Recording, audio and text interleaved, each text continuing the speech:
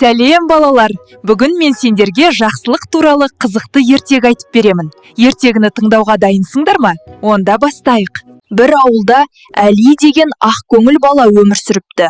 Әли әрқашан басқаларға көмектескенді жақсы көретін. Бір күні ол далада ойнап жүріп, жерге түсіп кеткен кішкентай құсты көреді. Құс қанатын қозғалта алмай жатыр екен. Әли құсты ақырын алып, жылы жерге отырғызады. Оған су беріп, жем шашады.